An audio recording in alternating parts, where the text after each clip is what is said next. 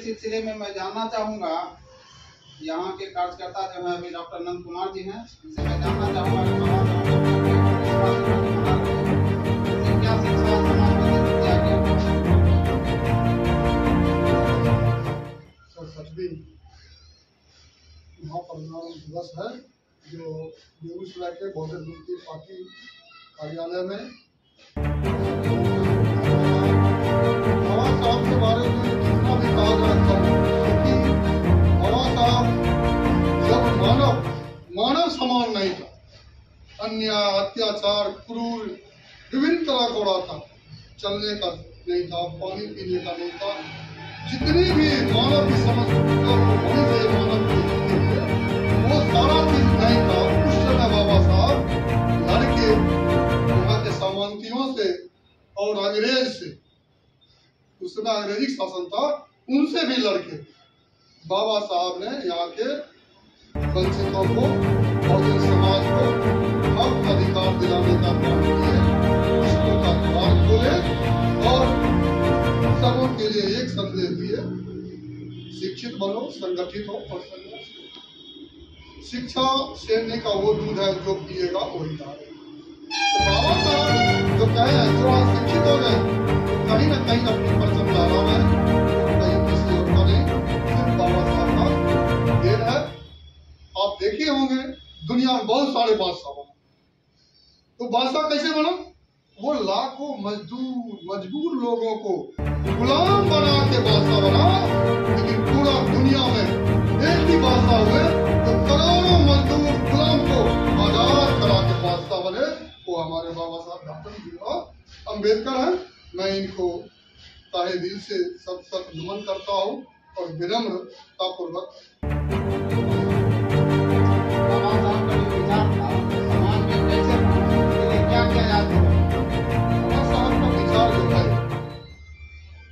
जो हमारे सामाजिक कार्यकर्ता है, जैसे भारत मुक्ति मोर्चा,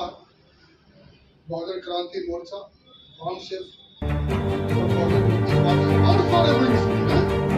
जो बाबा साहब के विचार को लोग पहुंचाने में अपनी महत्वपूर्ण भूमिका निभा रहे हैं, वो समाज के रीढ़ के हड्डी बन चुके हैं, मतलब जिस पे पूरा समाज खड़ा हो। तो आज बहुत ही बारीकी तरीका से बाबा साहब को गाँव देहात दूर देहात तक पहुंचाने का सरल तरीका है। तो भारत मुक्ति मोर्चा की वजह से आज बाबा साहब के बारे में लोग जानते हैं, संविधान के बारे में जानते हैं। बताने के लिए तो सिर्फ इतना बताया था, बाबा साहब भारत में संविधान निर्माता, संविधान निर्माण को उन्होंने 1949 में करके देश को सब कुछ किया है ना, लेकिन उससे पहले जो उनके साथ घटित घटना हुई, अगर वो सारा घटना बताएंगे तो बहुत लंबा समय लगेगा। तो बाबा साहब सब कुछ झेले हुए थे, और आज जो हमें नागरिकता मौलिक अधिकार है, बाबा साहब उसमें अंग्रेज और गोल में सम्मेलन में बाबा साहब ने लड़के अंग्रेजों से लाके हमें दिए, तो सर्वप्रथम उसका विरोध महात्मा गांधी ने किया। तो जो लोग हमारे नागरिक होने पर, हमें मानव होने पर जिन्हें पेट में दर्द होता है, कभी हमारा अच्छाई देखना नहीं पसंद करेगा, वो हमेशा दबाते रहता है। आज बाबा साहब की जो सुप्रीम कोर्ट में बाबा साहब की मूर्तियां लगी है, आप देख लीजिए कौन समाज के लोग आए, देश के सर्वोच्च नागरिक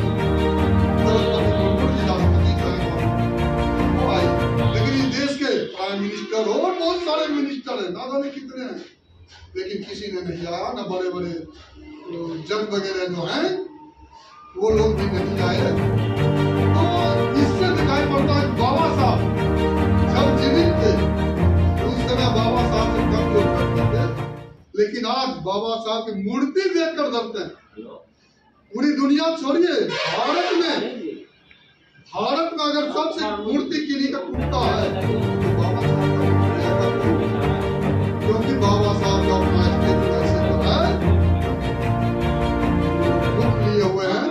संगठित हैं और कह रहे हैं कि आप संसद पे कब्जा करो, वही हक अधिकार मिलता है, वही विधि बनाने का अधिकार है, वहां हम लोग को बहुजन समाज को अब संसद भवन में जाके देश की विधि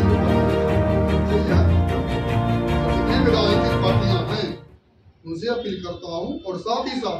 जब हमारे बहुजन समाज के लोग संसद में पहुंचने लगे तो संसद में ना जाने का प्रबंध भी मनुवादियों ने किया और इलेक्ट्रॉनिक वोटिंग मशीन है। 2014 से ईवीएम का 100 यात्रा वामसेप के नेतृत्व में बहुजन मुक्ति पार्टी पूरे देश में निकाली और उस समय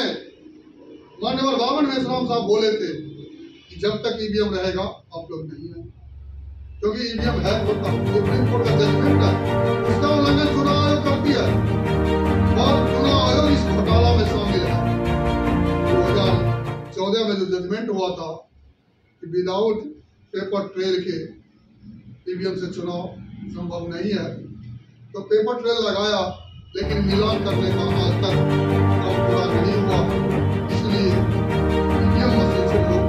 क्या हो रही है, सभी राजनीतिक दलों से भी अपील करता हूँ कि ईवीएम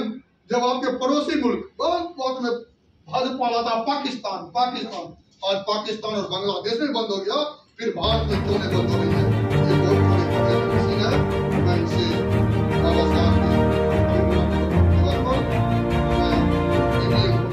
बंद करके पुनः मान्यकरण पर चुनाव हो, मैं ये चुनाव से मांग करता हूं। जितनी क्षेत्रीय पार्टी या नेशनल पार्टी है भाजपा छोड़ के वो ईवीएम का विरोध क्यों नहीं करती? क्या